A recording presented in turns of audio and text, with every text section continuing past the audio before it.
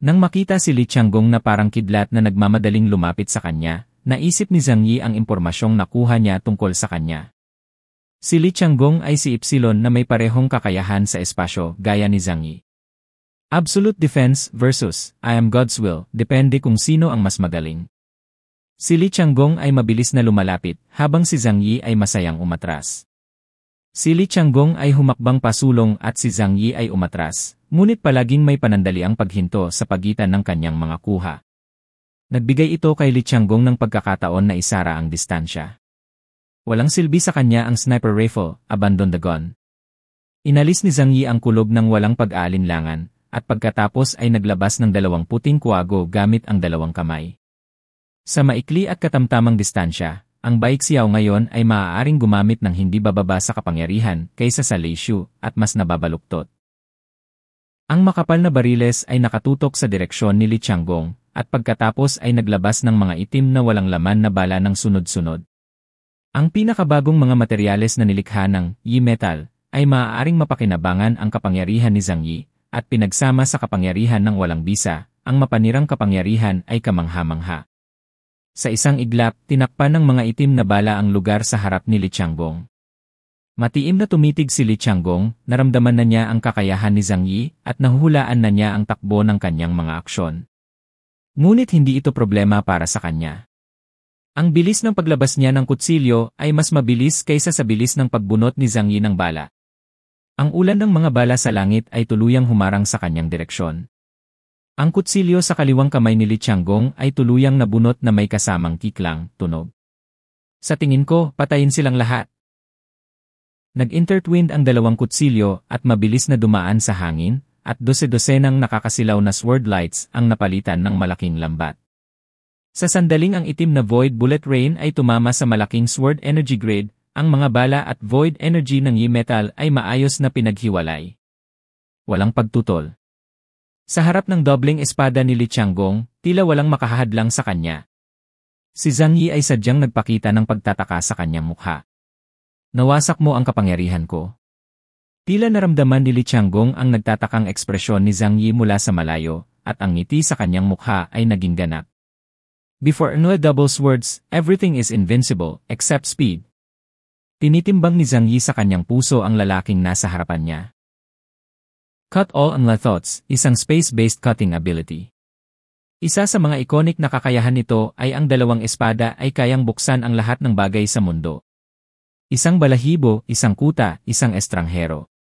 Saan man dumaan ang talim, hindi nagpuputol si Li Tianggong, ngunit ang lahat ng nasa harap ng kanyang talim ay otomatikong maglalahad ng molecular structure nito upang maiwasan ang kanyang talim. Si Zhang Yi ay kalmado at umatras. Ang white owl sa kanyang kamay ay parang submachine gun sa kamay ni Contra na naglalabas ng mga bala. Matapos maabot ang kaharian ng Epsilon, ang supernatural na enerhiya sa kanyang katawan ay umabot sa isang nakakatakot na antas, at ang walang pinipiling paraan ng pag-atake na ito ay walang problema para sa kanya. Sa mga mata ni Li Tianggong, ang pag-atake ni Zhang Yi ay walang kahulugan at isang pag-aaksaya lamang ng oras. Walang makakapigil sa akin. Sa tuwing tatama ang talim ko, lahat ay madudurog. Direkta sa harap ng 2 espada, hindi lumingon ang nakapatay na hangarin ni Li Tianggong, at isang malaking puting liwanag ng espada ang bumaril sa ere. Ito ay isang malakas na puwersa ng espasyo. Saan man ito dumaan, ang lahat ng kapangyarihan ng kawalan ay nahati sa 2 bahagi. Mabilis na umikli ang distansya sa pagitan ng 2 tao. Paulit-ulit na umatras si Zhang Yi, at sa pamamagitan ng pagwagayway ng kanyang kanang kamay, isang malaking bilang ng mga dimensional na gate ang lumipad patungo kay Li Tianggong, ganap na sumasakop sa espasyo sa paligid niya.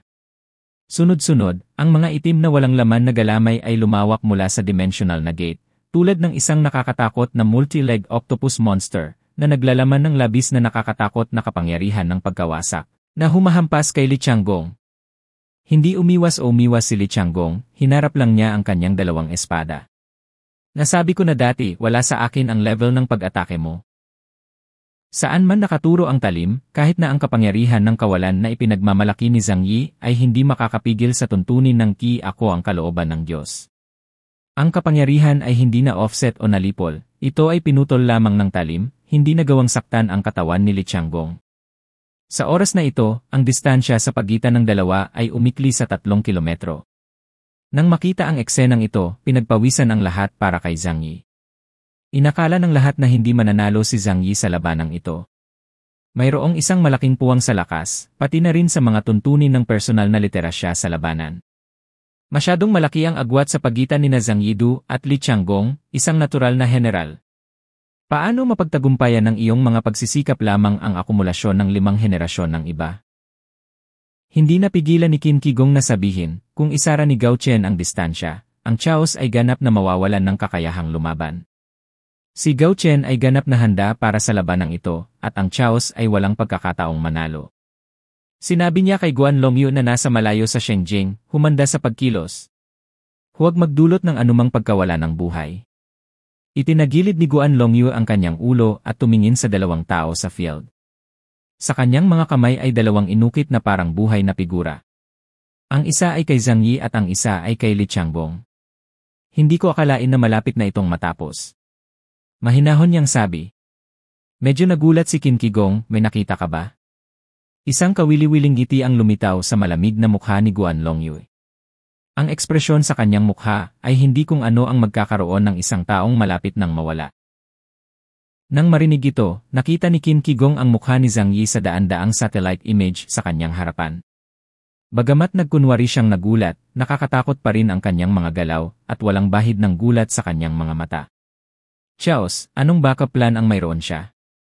Malalampasan ba niya ang malaking gap na 3,000 points sa power index at talunin si Gao Chen? Hindi na iwasang malito ni Qin Qigong. Sa katunayan, kalahating minuto lamang ang ginugol sa larangan ng digmaan. Lahat ng atake ni Zhang Yi ay natalo ni Li Qianggong sa pinakasimpleng paraan. Walang bagay na hindi maaaring putulin sa pamamagitan ng kanyang mga espada. Maging ito ay void power o ang pinakamalakas na bala na gawa sa metal. Sa harap ng ganap na kapangyarihan, lahat sila ay naging kawalan. Gayunpaman, hindi natakot si Zhang Yi. Hindi siya isang dayuhan na kilala sa kanyang mga nakakasakit na kakayahan. Depensa at pakikipaglaban sa mga digmaan ng atrisyon ang kanyang lakas. Kawili-wiling kakayahan, ngunit kahit na hindi ako makahanap ng isang epektibong paraan ng pag-atake sa ngayon, hindi mo ako masasaktan. 3 kilometro ang layo ng dalawa. May malabong ngiti sa mukha ni Zhang Yi, at ang mundong nakita niya sa kanyang kaliwang mata ay hindi na ang normal na liwanag at anino, ngunit ang pinagdaanan ng mga aksyon ni Li Qianggong sa susunod na 2 segundo. Sen Lu Wanxian. Nakatayo ang malalaking dimensional na gate sa pagitan ni Zhang Yi at Li Qianggong. Ang bawat tarangkahan ay kasing laki at karingal ng mga tarangkahan ng Shengjing City. Ganap na humaharang sa kalsada sa pagitan ng Li Qianggong at Zhang Yi. Bet hindi mabuksan ng kutsilyo mo ang dimensional kong pinto. Mahinang sabi ni Zhang Yi.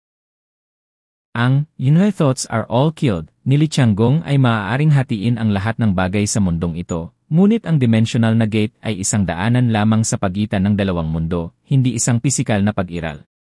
Ano ang maaaring gamitin upang hatiin ang isang bagay na wala sa sarili? At nang naisip ni Zhang Yi na kailangan ni Li Qianggong na gumugol ng maraming enerhiya upang harapin ang pinto. Ang kanyang figura ay biglang nawala sa lugar. Hindi pumunta si Li Qianggong upang patayin ang dimensional na gate. Sa halip, diretso siyang nawala sa lugar. Bilang isang estranghero sa sistema ng kalawakan, siya ay higit na sensitibo sa mga pagbabago ng kalawakan kaysa sa sinumang kalaban na si Zhang Yi na nakatagpo noon. Ang hindi nakikitang pinto ay may maliwanag na hugis sa kanyang mga mata na siyang pagbabago ng espasyo. Nawala siya. Nang muli siyang nagpakita, ang tao ay dumaan sa dimensional na pinto at pumunta sa likod ng pinto. Huwag kalimutan, isa rin akong space system user. At ang kakayahan ko ay higit sa iyo. Tumingin si Li Qianggong kay Zhang Yi, na wala pang 3 kilometro ang layo sa kanya, na may mapanuksong ngiti sa kanyang mga mata. Dahil nangahas siyang lumaban sa laban na ito, lubos siyang nakahanda. Alam din niya na si Zhang Yi, na may 13,000 puntos, ay madaling makatakas kay Cardiles, na may 18,000 puntos, dahil kontrolado niya ang kapangyarihan ng espasyo. Ngunit walang pakialam si Li Qianggong. Naniniwala siya na ang kapangyarihan ng kalawakan na taglay niya ay higit kay Zhang Yi. Bahagyang lumiit ang mga mag-aaral ni Zhang Yi, ang kakayahang ginamit ni Li Qianggong ay paglalakbay sa kalawakan. Ngunit hindi katulad niya, si Li Tiangong ay walang anumang kakayahan na katulad ng Dimension Gate, ngunit isang napakasimpleng kakayahang mag-teleport. Isa ito sa mga kakayahan ni Li Tiangong, 6 realms and distance. Maaari itong tumawid sa lahat ng mga hadlang at hindi kailangang gamitin ang pinto para gumalaw tulad ni Zhang Yi. Bahagyang sumimangot si Zhang Yi, itinaas ang kanyang kamay, at ang mga dimensional na gate ay nakasalansan patungo kay Li Tiangong na parang malalaking fragment na nahuhulog sa kalawakan na nakaharang sa kalsada sa kanyang harapan. May panunuya sa mga labi ni Li Tiangong, at ang kanyang figura ay patuloy na kumikislap sa kawalan na parang multo, umiiwas sa sunod-sunod na dimensyong pinto. Dahil sa ganoong eksena, nakahina ng maluwag si Qin Qigong at ang iba pang nanonood sa labanan. Ang pinaka-proud na paraan ng pagtakas ni Chaos ay ang kanyang kakayahan sa espasyo. Ngayon ay nakilala na niya ang kanyang kaaway. Gustuhin man niyang tumakas, hindi siya makakatakas. Nagliwanag ang mga mata ni Jiang Han sa pananabik. Tiyak na umaasa siya na kayang panindigan siya ni Li Tiangong, sina Qinglong at Baihu at turuan si Zhang Yi ng leksyon. Sa oras na ito, si Zhang Yi ay talagang sinusundan ng dalawang tao. Ang isa ay si Jingwei na nagtatago sa kanyang anino, at ang isa ay si Yang Xingxin na nagtatago sa espasyo ni Jingwei. Si Yang Xingxin ay isa sa mga killer move ni Zhang Yi. Ang kanyang presensya ay maaaring magdulot ng mga hindi inaasahang epekto sa mga kritikal na sandali. Ngunit malinaw naman, hindi pa oras para hayaang lumabas si Yang Xingxin. Kahit madalas, si Yang Xingxin ay masasabing finishing move, na mas angkop para sa pagkilos sa sandaling naubos na ang lakas ng kalaban. Parehong malinaw na nakikita ng dalawa ang labanan ni Zhang Yi at Li Tiangong sa oras na ito. Ang boses ni Yang Xingxin ay umalingaw-ngaw sa mga tainga ni Zhang Yi. Kuya, alam na alam niya ang mga kakayahan mo. Humanap ka ng paraan para pigilan siya. Basta't bigyan mo ako ng 0.1 second chance, masasaktan ko siya. Ang mga kakayahan ni Yang Xingxin ay pinahusay din, at ang kanyang kontrol sa kapangyarihan, oras, at bilis ng araw ay nakamit ang lahat ng mga tagumpay. Hanggat ito ay ginagamit ng maayos, ito ay isang mahusay na sandata. Isinama siya ni Zhang Yi kung sakaling may emergency. Napaharap sa mungkahi ni Yang Xingxin, mabilis na tumugon si Zhang Yi, huwag kang mag-alala, gusto kong tuklasin muli ang kanyang background. Si Yang Xingxin ang kanyang trump card, at hindi ito madaling gamitin ni Zhang Yi. Pagkatapos ng lahat, ang labanang ito ay pinanood ng mga kinatawan ng buong kaharian ng Huaxu. Hiniling niya kay Yang Xingxin na kumilos at baka hihilingin din ni Qin Qigong na may mamagitan. Kaya nagpa siya si Zhang Yi na suriin muna ito para sa kanyang sarili. Kung tutuusin, alam na niya ang halos lahat tungkol sa kabilang partido.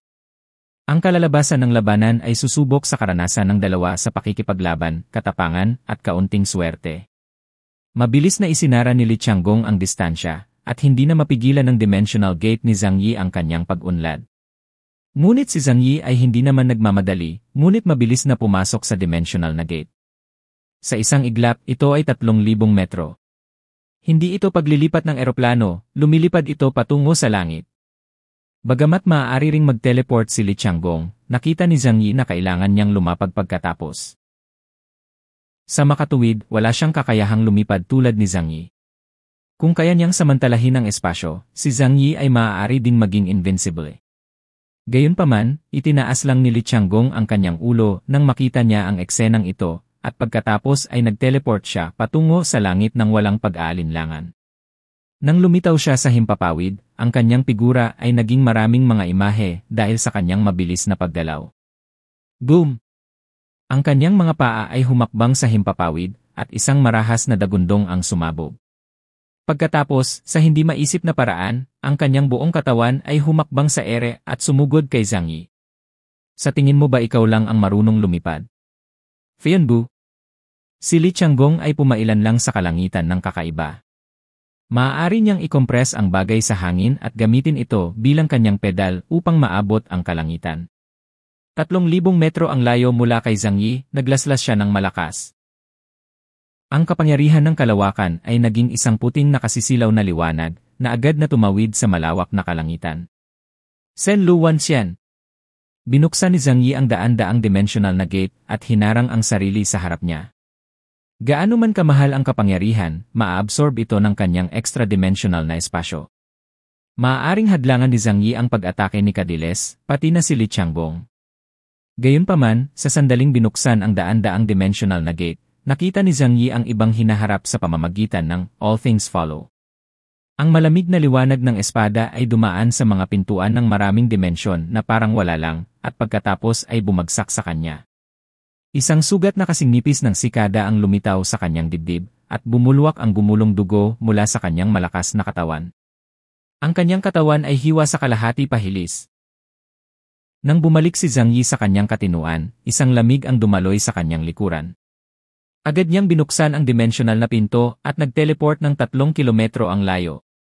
Pagkaraan ng ilang sandali, ang malamig na liwanag ng espada ay dumaan sa lahat ng kanyang panlaban at nahulog sa hangin. Ang espadang ito ay tila walang kabagsikan, at hindi man lang nito napunit ang mga lumulutang na ulap sa kalangitan. Ngunit si Zhang Yi lamang ang nakaunawa kung gaano kakilakilabot ang kapangyarihan ng espadang ito. Unti-unting lumapag ang katawan ni Li Qianggong. Maaari lamang siyang manatili sa hangin sa loob ng maikling panahon, ngunit hindi maaaring manatili sa himpapawid ng mahabang panahon. Ngunit nang siya ay nahuhulog, tumingin siya kay Zhang Yi ng may malalim na mga mata. Tama nga ang kutob ko, mahulaan mo ang hinaharap. Lubos na ikinalulungkot ni Li Qianggong ang pag-ataking ito. Pinlano niya ang lahat. Akala niya ay alam na alam niya ang mga kakayahan ni Zhang Yi, kaya hindi maiiwasan ni Zhang Yi ang pag-ataking ito. Hanggat hindi siya nagtatago, tiyak na mamamatay siya. Dahil ang paraan ng espasyo ng "ako ay kalooban ng Diyos" ay mayroon ding labis na pinalaking pamamaraan. Kapag nakalock siya sa isang target, itinutuon niya ang kanyang kapangyarihan sa isang lugar. Ang puro kapangyarihan ay maaaring tumagos sa lahat. Ngunit lahat ng nasa labas ng kanyang target ay mauwi sa kawalan, hindi mapipigilan ang kanyang pag-atake. Sa madaling salita, kapag nakalock ang kanyang kutsilyo kay Zhang Yi, gagawa ito ng puwersang pamatay kay Zhang Yi, ngunit hindi nito mapuputol ang balahibo, dadaan lang ito. Sa makatuwid, anumang bagay na nasa pagitan ng kanyang talim at Zhang Yi ay hindi maaaring maging isang tunay na balakid. Puno ng pagtataka ang mukha ni Zhang Yi, ngunit walang malaking kaguluhan sa kanyang puso. Dahil sa kakayahan ni Li Qianggong, alam na niya ito ng maaga. Ngunit alam ko ito, ngunit pagdating sa aktwal na pagharap dito, napakahirap pa rin sa pakiramdam. Maaari itong maputol ang lahat ng paraan ng pag-atake, at ito rin ang pinakamahusay na depensa dahil maaari rin niyang harangan ang anumang pag-atake sa pisikal na anyo. Huwag pansinin ang lahat ng depensa at palakasin ang kapangyarihang pumatay laban sa target.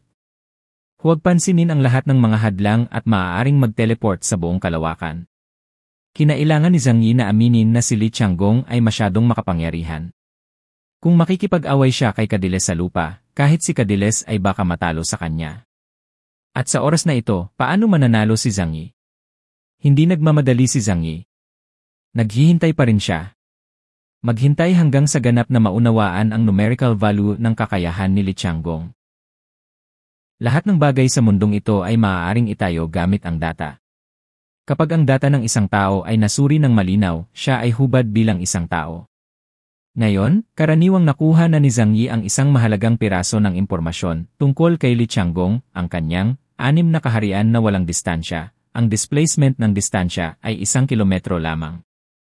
Kung ikukumpara kay Zhang Yi, mas kaunti ang mga hakbang niya para buksan ang pinto.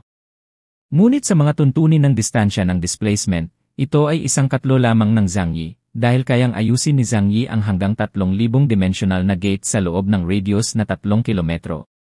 Kung ganon, laro muna tayo. Inihinto ni Zhang Yi ang pag-atake sa kanyang kamay, at sa halip ay piniling maglagay ng libu-libong dimensional na gate sa malaking espasyong nakasentro sa kanya. Malaya siyang nakakagalaw sa pagitan ng mga pinto. Gayunpaman, ang bilis ng paggalaw ni Li Qianggong ay hindi makasabay sa bilis ng shuttle ni Zhang Yi. Ang bilis ni Li Qianggong ay hindi naabutan si Zhang Yi, ngunit naabutan ng kanyang espada. Gayunpaman, nagpatuloy ang labanan hanggang ngayon. Wala pang 2 minuto, binigyan ni Zhang Yi si Li Qianggong ng malaking problema. Oras na.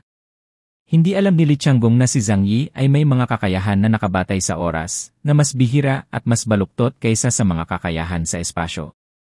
Gaano man kabilis ang kanyang espada, walang kabuluhan kung hindi ito makakapatay ng sinuman, ngunit alam na ni Zhang Yi ang direksyon ng kanyang talim bago niya ito hinugot, kaya ano ang punto? Si Han Shanzuo at ang iba pa ay may malabong ideya sa labanan ng dalawa. Naiwasan ni Zhang Yi ang pag-atake ni Li Qianggong bago pa man kumilos si Li Qianggong. Kumislap ang mga mata ni Xiang Dawen at bumulong siya sa kanyang sarili. Masasabi bang ang Chaos ay hindi lamang may kakayahan ng space system, ngunit siya talaga ang may hawak ng dalawahang sistema ng mga kakayahan sa oras at espasyo. Bahagyang nagbago ang mga mata ni Han Shanzuo, at ang kanyang mga mata na nakatingin kay Zhang Yi sa larangan ng digmaan ay naging mas solemn. Kung ganoon, grabe ang batang ito. Si Guan Longyue, na nanonood ng labanan sa Earth Temple, ay tumingin kay Zhang Yi, at isang kakaibang liwanag ang unti-unting lumitaw sa kanyang mga mata. Ito ay lumalabas na isang dual system na kakayahan ng oras at espasyo. Dalawang napakabihirang kakayahan ay puro sa isang tao. Ang kanyang hinaharap ay hindi nasusukat. Sa larangan ng digmaan, si Zhang Yi ay maaaring maglakbay pabalik-balik sa gitna ng 3,000 mundo. At nagtaas din siya ng kamay at naglunsad ng malakas na pag-atake. Sa simula, si Zhang Yi ay hindi nagpakita ng labis na lakas. Nagsusubok pa siya kapag umaatake para lang magkaila. Pero ngayong alam na natin ang kakayahan ng kabilang partido, hindi na ito kailangan. Ngayon ang power index ni Zhang Yi ay kasing taas ng 15,000 puntos, at ang kanyang kakayahan sa pag-atake ay lubos ding napabuti. Hinarak ng 3,000 dimensional na gate si Li Qianggong, at sunod-sunod na umusbong mula sa kanila ang malalakas na maitim na galamay. Ang malakas na kapangyarihan ay nagpapalit ng kulay ng lahat ng nanonood sa labanan. Ang ganitong uri ng kapangyarihan ay bumuti ng higit sa isang antas kaysa dati. Ang lakas ng kaguluhan ay tiyak na hindi lamang 13,000 puntos. Malakas na sabi ni Han Shanzuo. Good guy, tinago niya talaga ang lakas niya. Tinanong ko siya kung bakit siya naglakas loob na tanggapin ang imbitasyon ni Li Qianggong na lumaban. Tinataka ni Zhang Yi ang isang panig ng mundo, at ang kapangyarihan ng kawalan ay lumitaw mula sa lahat ng direksyon, at pagkatapos ay mabilis na kumalat patungo kay Li Qianggong. Ang mga mata ni Li Qianggong ay puno ng hangarin na pumatay. Hinawakan niya ang mahabang kutsilyo gamit ang dalawang kamay at itinaas ito patungo sa langit sa bilis na mahirap mahuli ng mata. Ang matalim na liwanag ng espada ay bumuo ng isang airtight sphere sa paligid ng kanyang katawan, at pagkatapos ay sumabog ng husto. Ang lahat ng nahawakang walang laman na galamay ay agad na nahati sa kalahati. Ang kapangyarihang nakatakas ay naging dahilan ng paglubog ng nakapalibot na lupa sa malalaking bunganga ng sunod-sunod, tahimik na ginawa ang kapatagan na parang tinamaan ng mga meteorit at puno ng mga butas. Ngunit ang espada ni Li Qianggong ay nagpatuloy ng walang tigil at dumiretso kay Zhang Yi. Nilock ng sword light ang pinto ni Zhang Yi na may 3,000 dimensyon. Kahit gaano kakabilis, hindi ka kasing bilis ng espada ko. Gusto kong makita kung gaano karaming dimensional na pinto ang mabubuksan mo. Diretso ang tingin ni Li Qianggong kay Zhang Yi sa kalangitan, na may hindi nakukublihang hangarin na pumatay sa kanyang mga mata. Hindi mapipigilan ang pag-atake ni Li Qianggong, maiiwasan lamang ito.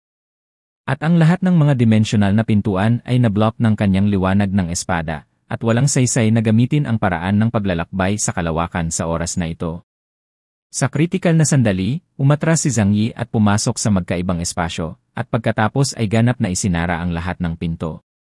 Ang tanging channel sa pagitan ng kabilang mundo at ng kasalukuyang mundo ay sarado, at nabigo ang pag-atake ni Li Qianggong. Sumimangot si Li Qianggong, ganap ba itong nakatago sa kawalan? Napabuntong hininga siya at nag-concentrate, hawak-hawak niya ng mahigpit ang dalawang mahabang kutsilyo sa kanyang mga kamay. Hanggat si Zhang Yi ay lalabas mula sa kawalan, ang kanyang espada ay tatama sa kanya kaagad. Dapat manalo si Li Qianggong sa labanang ito. Siya ang kalooban ng Diyos. Walang bagay sa mundong ito ang makakapigil sa kanya sa pagsaksak. Ang marangyang estilo ng paglalaro ni Zhang Yi ay tila sa kanya ay napaka-clumsy at hindi dapat banggitin. Ganap na pagtatanggol. Sa mga mata niya ay biro lang iyon.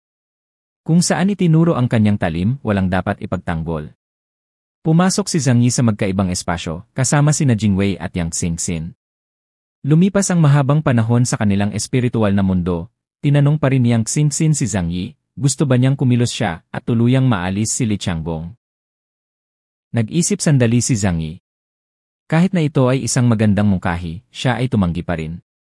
Dahil sa lakas ni Yang Xingxin, pansamantala lang niyang makontrol si Li Qianggong. Kung ayaw mo siyang patayin o gawing alipin, walang kahulugan ang panandaliang kontrol. May mga kinatawan mula sa ilang malalaking rehiyon na malapit bilang mga referee, at hindi nila makikilala ang ganoong resulta. Don't worry, alam ko na kung paano siya ipaglaban. Nakangiting sabi ni Zhang Yi. Sa kapatagan, hawak ni Li Qianggong ang dalawang espada sa kanyang mga kamay. Hinihintay lang niyang lumitaw si Zhang Yi at agad niyang inilabas ang espada. Siya ay may sapat na tiwala upang harangan ang lahat ng mga landas ni Zhang Yi. Mayroon bang maraming mga pintuan sa 3,000 sukat? Isang problema lang na kaya niyang lutasin sa isang iglap gamit ang kanyang espada. Napabuntong hininga ang lahat at hinintay na lumitaw si Zhang Yi. Iniisip pa nga ng ilang tao na ginamit ni Zhang Yi ang pamamaraang ipinagmamalaki niya at maaari lang niyang hayaan na patayin siya ni Li Qianggong. Gayunpaman, hindi ito iniisip ng mga tunay na eksperto.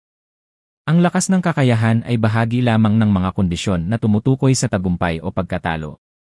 Ang pakikipaglaban ay nangangailangan ng paggamit ng utak. Pagkaraan ng ilang segundo, mataas sa kalangitan, sa wakas ay bumukas ang dimensional na pinto ni Zhang Yi. Bahagyang napilipit ang talim sa kamay ni Li Qianggong, naghahanda na ihatid ang pinakamalakas na suntok para tapusin ang labanan. Sa Earth Temple, tahimik na hinawakan ni Guan Longyu ang dalawang puppet sa kanyang mga kamay nang hindi inaalis ang kanyang mga mata sa larangan ng digmaan. Kikilos siya sa kritikal na sandali para pigilan si Li Qianggong na gustong pumatay sa kanya. Gayunpaman, sa sandaling bumukas ang dimensional na pinto, may nangyari na nagpasindak sa lahat at hindi maisip. Hindi lumitaw si Zhang Yi sa dimensional na gate, ngunit may ilang makukulay na bagay na lumitaw, na bumabagsak mula sa langit, tulad ng magagandang paru-paro.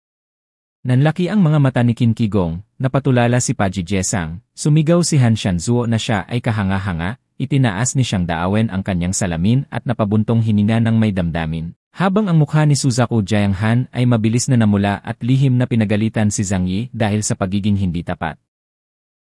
Dahil ang lumilipad sa langit ay walang iba, kundi maraming damit na binili sa mga department store. Marami talaga sa kanila ang mga damit na panloob ng kababaihan.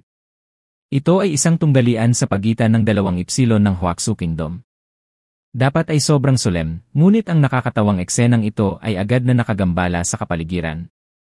Ngunit ang ganitong uri ng estilo ng pakikipaglaban ang ikinagulat ng lahat, at ito rin ang naglagay sa nakapatay na si Li Qianggong sa isang estado ng pagkalito sa isang sandali. Para sa isang maikling sandali, ang isang malaking halaga ng mga damit na lumilipad sa hangin ay nakatago sa kanyang paningin. Lumitaw si Zhang Yi mula sa magkaibang kalawakan, at pagkatapos ay nagsimula kaagad ng maraming space shuttle, at mabilis na lumipad patungo sa kalangitan. Maaaring bilhin siya ng All Things Follow ng 2 segundo, ngunit para sa mga nangungunang eksperto, ang 2 segundo ay maaaring lumikha ng hindi mabilang na mga pagkakataon na tumutukoy sa buhay at kamatayan. Ang pagtatapon ng iyong damit na panloob ay maaaring mukhang nakakatawa, ngunit ito ay talagang gumagana. Sa isang iglap, mahigit 10 kilometro na ang layo ni Zhang Yi mula sa lupa. Nag-react kaagad si Li Qianggong, tumalon sa air, at hinabol kasama sina 6 realms without distance at Fian Bu. Ngunit sa pagkakataong ito, mayroon ng paraan si Zhang Yi para harapin siya. Kapag nagtatago sa ibang espasyo, ang daloy ng oras ay napakabagal, ngunit ang malay na pag-isip ay gumagana pa rin ng normal. 3 segundo lang ang nagbigay sa kanya ng sapat na oras para makapag-isip. Li Qianggong, halos nalaman ko na ang iyong mga kakayahan. Lahat ay maaaring putulin, ngunit lahat ay maaaring iwasan. Kumislap ang mga mata ni Xiang Dawen at bumulong siya sa kanyang sarili. Masasabi bang ang Chaos ay hindi lamang may kakayahan ng space system, ngunit siya talaga ang may hawak ng dalawahang sistema ng mga kakayahan sa oras at espasyo. Bahagyang nagbago ang mga mata ni Han Shanzuo, at ang kanyang mga mata na nakatingin kay Zhang Yi sa larangan ng digmaan ay naging mas solemn. Kung ganoon, grabe ang batang ito. Si Guan Longyue, na nanonood ng labanan sa Earth Temple, ay tumingin kay Zhang Yi, at isang kakaibang liwanag ang unti-unting lumitaw sa kanyang mga mata. Ito ay lumalabas na isang dual system na kakayahan ng oras at espasyo. 2 napakabihirang kakayahan ay puro sa isang tao. Ang kanyang hinaharap ay hindi nasusukat. Sa larangan ng digmaan, si Zhang Yi ay maaaring maglakbay pabalik-balik sa gitna ng 3,000 mundo. Kaya naman, hanggat ang bilis ng iyong pag-atake ay mas mabilis kaysa sa mahabang kutsilyo sa kanyang kamay, siguradong mananalo ka. Patuloy na tinaasan ni Zhang Yi ang distansya, umabot ng mahigit 10 kilometro sa ibabaw ng lupa sa loob ng ilang segundo. 10,000 metro sa itaas ng lupa, tumingin siya sa lupa sa ilalim ng kanyang mga paa na natatakpan ng pilak. Ang malamig na hangin ay nagdulot pa ng makapal na patong ng hamog na nagyelo sa labas ng kanyang unipormeng panglaban. Desperadong hinahabol pa rin ni Li Tianggong, ngunit nakaharap kay Zhang Yi na gustong tumakas, hindi niya naabutan ng mabilis. At habang mas mataas siya, mas marami siyang nadiskubreng problema, ang temperatura sa mataas na altitude ay mas mababa kaysa doon sa lupa. Bagamat ang temperatura sa lupa ay -60 o 70 degrees, pagkatapos maabot ang mataas na altitude, mabilis itong bumaba sa higit sa 100 degrees sa ibaba ng zero.